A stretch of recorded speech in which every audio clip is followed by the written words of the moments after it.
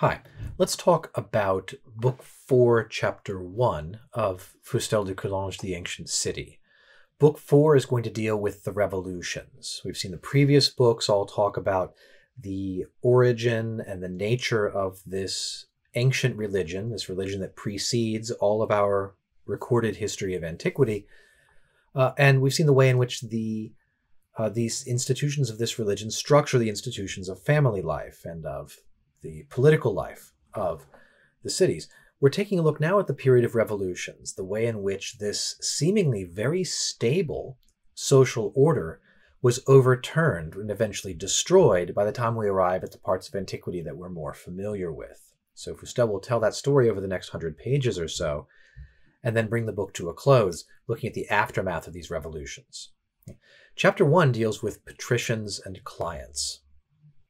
Fustel notes that the destruction of the social order of this ancient city had two causes. One of them was the natural progression of ideas. Basically, human beings became, we might say collectively, more mature mentally. They rose to a higher level of political organization. They were able to think through their collective life together in a new and a higher way. So the natural progression of ideas, Fustel says, is the first cause.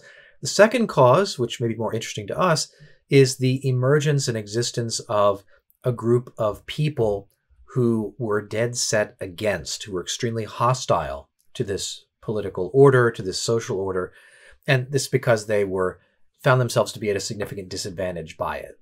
They worked hard against it. They eventually succeeded in bringing about its overthrow in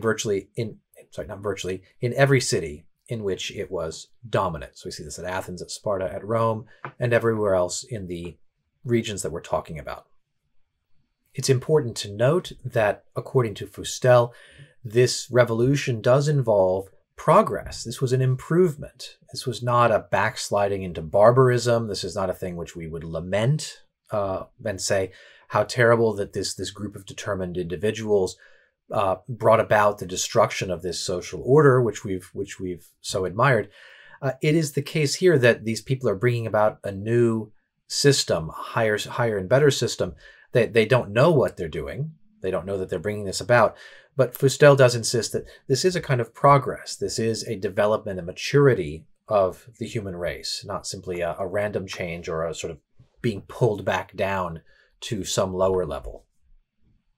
Fustel also notes that we have in this book not had the opportunity to say much about the lower classes. This book has been all about the elite, the paterfamilias, the chief of the people, the oldest son, the offerers of the sacrifice, the priesthood.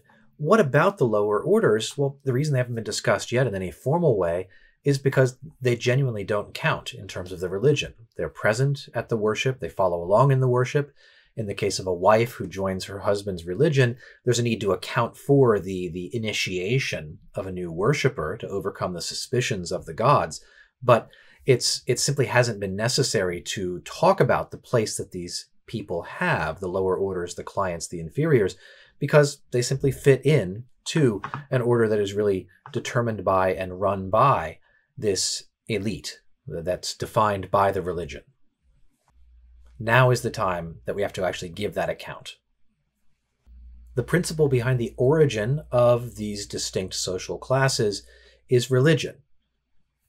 We see this reflected in the rights of property, where all of the property of the client belongs to and is at the disposition of the patrician, the proprietor to whom he answers. And we see it in religion, where the client, a person in the client class, has no right to invoke the gods on his own. He doesn't address the gods or approach the sacred fire under his own name, but only in company with and sort of under the aegis of his proprietor, of the sort of owner of the estate, of the high priest, the one who is able to address the gods and perform the ceremonies. So in terms of property and religion, the client has an inferior status. It's important to remember throughout this that there is a way in which we ought to think of one must have the right to address the gods. A citizen, a sort of full member of the elite, is a person who can have gods. The religion permits him, by virtue of his bloodline, by virtue of his position as the priestly sacerdotal figure, permits him to invoke the gods, to speak the sacred words, to know the secret prayers of the family, and to offer the sacrifices which the ancestors crave and which they will only accept from him. So it's that privilege, that sacerdotal privilege, that informs all of this entire social structure. One must have, as it were, a right by blood, a right to invoke the gods. Lacking that right, one doesn't address the gods, one doesn't even presume to do so, knowing that one's prayer, one's offering would be automatically rejected. So according to Fustel, the class structure of superior and inferior, of patrician and client, is an extension of the religious inequality that precedes the formation of the city, that was part of the structure and the daily life, the entire constitution of the ancient family. In other words, inequality is not a uniquely political phenomenon. It's not something new in the life of the city. When we come into cities, it's not the case that at that point, finally, in civic life, we have inequalities that separate the high from the low. Fustel says, on the contrary, it is that inequality, that deep inequality, precedes the formation of anything as complex as cities. It's deeply written into the entire religious structure and the mindset, the sort of collective psychology of these ancient peoples. There are some people with sacerdotal privilege who have the ability to offer the sacrifices successfully to the gods, who are initiated into the sacred rites, who may approach the fire and do what must be done. And there are people who watch, who take a lesser part in the ceremony, if they're part of the family, or who simply witness and have their interests presented to the gods by way of request or gratitude and the like. This inequality is religious, and it precedes the political. So Fustel presumably would say Plato is wrong. Plato, we think back to Book 2 of Republic. Socrates tells Glaucon that if we were to have a simple city, we could have perfect equality. We could have people would live simply and nobody would specialize in any one particular job. Everybody would have enough to eat. Glaucon says this is a city fit for pigs. We need the luxurious city. Socrates, if you remember, Socrates replies by saying, well, if you want a luxurious city, it has to be large, and being large, it has to have a lot of specialized classes, and because it has specialized classes and the need for a military, there's going to be inequality.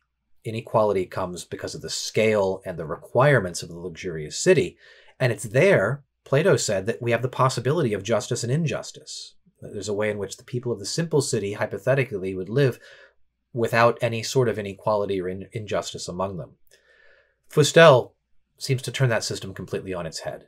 He says inequality is not a political phenomenon, it's a religious phenomenon, and the inequalities between the priestly and the non-priestly that characterize ancient religious life in the ancient religion are carried forward into the structures of cities when cities are finally formed. That's the nature and the origin of political inequality, and it explains why political inequalities are everywhere and are everywhere tolerated. It's not that they were introduced because they were necessary to achieve some particular goal that only arises at the scale of a large city. It's because they were part and parcel of people's lives going back centuries. People's ancestors going back many, many generations were part of this religious system characterized by a fundamental inequality. We see a trace of this, perhaps, in the lingering Roman law that the paterfamilias would have the right of life or death over members of his household. If we think of the political rights of the father as somehow flowing from the formation of the city and the necessities of civic life, we would ask, why on earth would the city choose to give to one individual, the father, the right of life or death over other individuals? And what interest of the city does that serve? It seems irrational from that perspective, a kind of sort of just blind prejudice or throwback, a feeling that maybe the pater is somehow more important than everybody else and so gets to decide if they live or die. On Fustel's telling, it's precisely because the pater had that sacerdotal privilege, was the high priest, his relationship to his family in the religious mode precedes and is much more fundamental than his relation to them as a fellow citizen, mediated through the institutions of the city. So when the city looks at the rights of the father and the family, it says, we have no authority to touch that. We are sort of much farther downstream in the constitution of social order and authority than the authority of the father. There's just no dream of even thinking of making a law at this early stage of the city, a law that would interfere with the father's right to put to death one of his children and one of his clients. Okay. That seems arbitrary on one account. It seems to make a certain kind of sense on Fustel's account. That's I think one real virtue of the history that he's giving us here. Fustel tells us also in this chapter that the city, the early city, was simply an alliance of the fathers of these different families. The fathers would get together. There would be a chief among them, a king. They might deliberate. But the deliberation here is not a deliberation of all citizens. It's of the fathers. And Fustel says, we can probably discount Cicero's speculation. He says the reason that the chiefs of the city are called the city fathers is because they have a paternal affection for the people that they rule over. Fustel says, he doesn't come out and say it, but he suggests, no, the reason they're called fathers is because they were literally the fathers of the people. They were the fathers of this family, of this family, of this family. They would get together and they would deliberate, they would rule for situations and circumstances and interests that required that kind of collective action. It's also the case that these families lived outside of the city. Fustel says we make a mistake if we think of a city as being primarily a dwelling place, a collection of houses and buildings, or a place where people live together in one location. The city is initially a fortress and a temple. It is a place where people go ultimately for defense against enemies, and a place where the sacrifices are offered to the gods.